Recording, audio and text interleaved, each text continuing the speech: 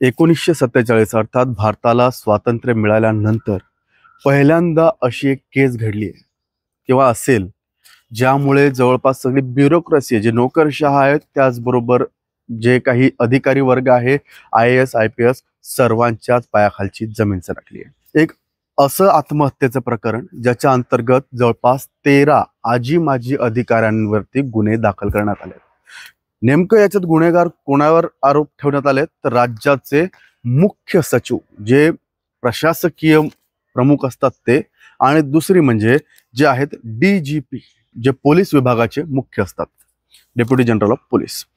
आता त्याच्याच बरोबर कोणावर आरोप आहेत अजून? मुख्य सचिव राज्याचे, पोलीस अधीक्षक, माजी DGP, 2 माजी DGP, 2 माजी CS अर्थातच मुख्य सचिव, आणि 2 ADGP, प्रिन्सिपल सेक्रेटरी, पोलीस आयुक्त आणि बाकीचे काही IGs. अशा 13 अधिकाऱ्यांवर गुन्हे दाखल झाले. प्रकरण काय समजून घेणार आहोत. नमस्कार, मी अभिषेक गावंडे, तुम्ही पाहताय लेट्स अप मराठी. 1947 ज्या साली भारताला स्वातंत्र्य मिळालं त्याच्यानंतर आजच्या केसच्या संदर्भात 2 अशा गोष्टी आहेत ज्या मी तुम्हाला या केसच्या शेवटी सांगेल की त्या भारतात पहिल्यांदाच याच्यातून घडतात, आणि एक गोष्ट आतापर्यंत घडलेली नाही. याच्या 2 गोष्टी आहेत. पहिलं प्रकरण काय ते पाहूयात. हरियाणा राज्यातले एक IPS अधिकारी, IG रँकचे IG Y पुरन यांनी आत्महत्या केली चंदीगडच्या त्यांच्या सेक्टर 24 येथील राहत्या घरी. घटना घडली 8 ऑक्टोबरला. त्यांनी आत्महत्या केली सकाळी 11 वाजता, आणि ज्या वेळेस त्यांनी आत्महत्या केल्याचं निदर्शनास आलं त्यावेळेस त्यांच्या जवळ जे होतं त्यात काही कागद होते. त्यात होतं 8 पानांचं एक सुसाईड नोट आणि एक त्यांचा वसियतनामा. त्या वसियतनामात काय होतं, त्यांनी आपली जी संपत्ती आहे तर त्यांच्या पत्नींच्या नावे केली.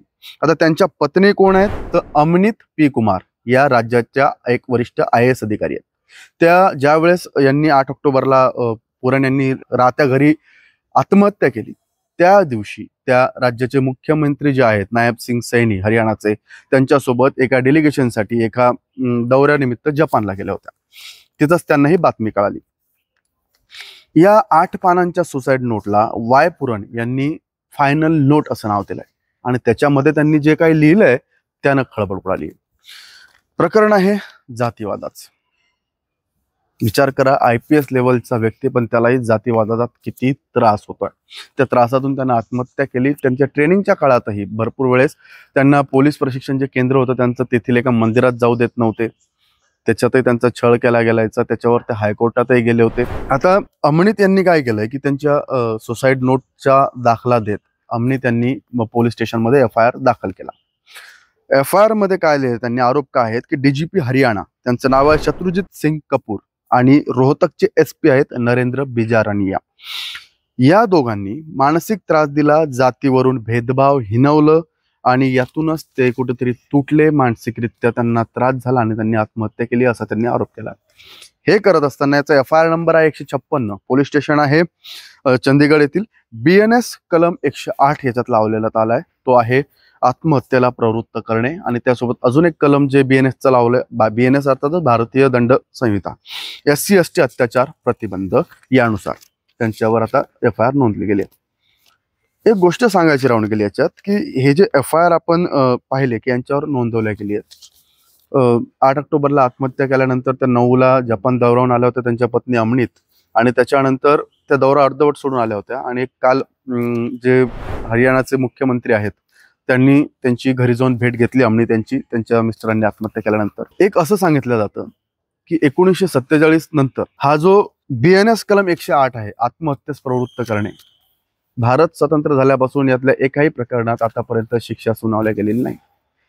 याचं कारण आहे की सुप्रीम कोर्टाच्या काही गाईडलाईन्स, की जर समजा एखाद्याने विष पिऊन आत्महत्या केली तर डायरेक्ट संबंध हवा, की एखाद्याने आत्महत्या केली तर विष आणून देणाऱ्या तो त्याला धरला जाईल.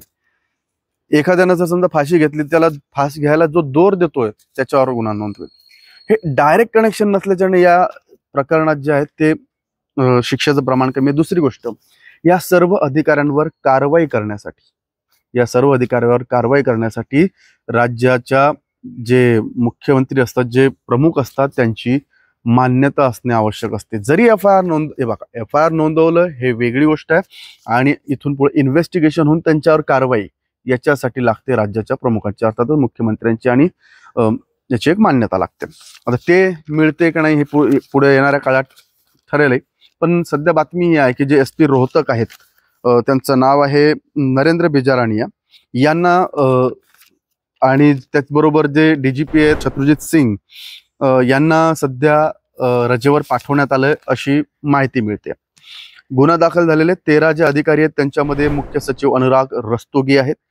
पूर्व मुख्य सचिव जे आहेत दोघं ते आहेत माजी, आपण त्याला म्हणतो TVSN प्रसाद आहेत. त्याच्यात पूर्व ACS आहेत राजीव अरोड़ा, DGP हरियाणा शत्रुजित सिंह कपूर आपण नाव घेतलं, आणि SP रोहतक नरेंद्र बिजारानिया आणि बाकीचं. आता हे प्रकरण काय होतं की नेमकं आत्महत्या कोणत्या प्रकरणात झाली, कशी झाली? तारीख होती 6 ऑक्टोबर. 6 ऑक्टोबरला Rohtak urban state police station जे आहे, त्या पोलीस स्टेशनमध्ये हे पूरण कुमार जे आहेत यांच्या एक स्टाफ मेंबर आहे सुशील कुमार, आहे कॉन्स्टेबल. हा सुशील जो आहे याच्या विरोधात एक FIR दाखल करण्यात आली. FIR कशासाठी दाखल करण्यात आली की एक जो दारू विक्रेता होता त्या दारू विक्रेत्याला महिन्याला जवळपास 2.5 लाखांची लाच मागितल्याचं प्रकरण. या प्रकरणामध्ये तो जो दारू विक्रेता होता त्याचेच व्हिडिओ सुद्धा व्हायरलही केले गेले. FIR नोंदवायच्या आधी व्हिडिओ व्हायरल केले गेले, मग FIR नोंदवला. आणि आता त्या FIR मध्ये काय आहे तर हा स्टाफ मेंबर कोणाचा होता, वाय पुरण यांचा. तर या वाय पुरण यांचं याच्यात नाव घुसवण्यासाठी त्या सुशीलवर तो FIR दाखल करण्यात आला. सुशीलच्या चौकशीत वाय पुरण यांचं नाव घ्यायला लावण्यात आलं, आणि मग 6 ऑक्टोबरची तारीख 7ला त्यांना हे कळलं. त्यांनी जे DGP शत्रुजित सिंह यांना फोन केला, त्यांनी ऐकलं आणि डबल ते काही बोलले नाहीत. SP रोहतक यांनी त्यांचा फोनच घेतला नाही. त्यामुळे कुठेतरी ठरून आपल्यासोबत झालंय, आपल्याला आपण ते दलित असल्याची एक शिक्षा देत आहेत का काय, असं त्यांच्या एक मनात भावना निर्माण झाली. आधीचे संदर्भ आपण दिलेच आहेत की त्यांना आधी जातीवरून कसा त्रास दिला, इतका की त्यांना बंगला जरी अलॉट करायचा असला तर तो बंगला त्यांना त्यांच्या पोस्टच्या हिशोबाने मिळायचा नाही, गाडी त्यांना त्यांच्या पोस्टच्या हिशोबाने मिळायची नाही. प्रत्येक ठिकाणी तो भेदभाव दिसूनच यायचा. आता प्रकरण जर आपण तारखा पाहिल्या की 6 तारखेला त्याला सुशीलला अटक झाली, 7 तारखेला यांनी फोन केले, कोणी यांची घेतलं नाही. 8 तारखेला सकाळी 11 वाजेच्या सुमारास घराच्या बेसमेंटमध्ये त्यांनी आत्महत्या केली. आणि ज्यावेळेस त्यांच्या बायकोला सुद्धा त्यांनी ती सुसाईड नोट जी आहे ती पाठवली, तिनं पाहिलं. त्याच्यानंतर तिने जवळपास 10 ते 15 कॉल केले, त्यांनी उचलले. मग त्यांनी आपल्या मुलीला मुलीला सांगितलं की वडील बघ फोन घेत नाहीयेत. ती ज्यावेळेस घराच्या बेसमेंटमध्ये गेली, जे थोडंसं थिएटर टाईप होतं, त्या बेसमेंटमध्ये ते स्वतःला गोळी मारून घेतलेल्या अवस्थेत होते. त्यांच्या शेजारी होतं त्यांचं 8 पानाचं जे सुसाईड नोट आहे ती, ज्याला त्यांनी फायनल नोट नाव दिलं. आणि दुसरं जे काही आहे ते म्हणजे वसियतनामा, ज्यात त्यांनी आपली सगळी संपत्ती जी आहे ती त्यांच्या पत्नी अमनीत कौर यांच्या नावाने करून दिली आहे. माझा 6 तारीख 7 तारीख 8ला सुसाईड, हा घटनाक्रम पाहता त्यांना होणारा त्रास त्यांना प्रवृत्त केलं गेलं हे त्यांच्या पत्नी जामनी त्यांनी FIR दिला चंदीगड पोलीस स्टेशनला, त्याच्यामध्ये नमूद करण्यात आलं. काही गोष्टी अशा आहेत या प्रकरणातल्या की जे नायब सिंग सैनी आहेत हे त्यांना भेटायला गेले अमनी त्यांना, त्यावेळेस त्यांनी कारवाईचे आदेश दिले. त्याच्यानंतर FIR नोंदवल्या गेली. तोपर्यंत FIRच नोंदवल्या जात नव्हती, कारण एवढे तगडे अधिकारी आहे, राज्याचा पोलीस प्रमुख आहे, प्रशासकीय प्रमुख आहे, यांची नावं घेतल्यानंतर कुठंतरी तो एक जोर लावण्यात आला. त्यामुळे FIRच नोंदवल्या जात नव्हती. मग जे नायब सिंग सैनी त्यांनी बाजू समजून घेतली आणि मग त्यांनी आदेश दिले. त्याच्यानंतर FIR दाखल झाला. आता कारवाईसाठीच्या याला त्यांचे काय आदेश येतात ते पाहणं हे ठरेल. पण देशाला स्वातंत्र्य मिळाल्यापासून आज IPS अधिकारी जरी असले तरी त्यांना जातीवादाचा छळाचा सामना करावा लागतोय. याच्यापेक्षा दुर्दैवी गोष्ट ती काय. अमनीत कौर त्यांनी आपली जी FIR दिली त्या FIR मध्ये त्यांनी भरपूर काही गोष्टी ठळक लिहिलेल्या आहेत की या सर्वांची कल्पना मला दिली होती माझ्या मिस्टरांनी. आम्ही हा त्रास खूप दिवसांपासून सहन करत होतो. मात्र एवढे मोठे अधिकारी याच्यात असल्या कारणानं आम्हाला काही सुचलं नाही किंवा आम्ही ते करू शकलो नाही. पण माझ्या मिस्टरांनी उचललेलं हे पाऊल आम्हाला खरंच धक्कादायक आहे. आणि सगळ्यात मेन त्यांनी त्यांच्या FIR मध्ये अजून काही मागण्या केल्यात. त्या म्हणजे त्यांच्या 2 मुली आहेत, त्या मुलींना सुरक्षा द्या. कारण काय की ही सगळी तगडी मंडळी आहेत, कुठंतरी या गोष्टीला एक कॉर्नर करायसाठी हे लोक कोणत्या प्रकारचा दबाव आणू शकतात. माझ्या मुलींना आणि माझ्या परिवाराला एक सुरक्षा हवी अशी त्यांनी मागणी केली आहे. आता या प्रकरणात नेमकं पुढं काय होतं नक्कीच तुमच्यापर्यंत घेऊन येऊ. पाहत राहा लेट्स अप मराठी.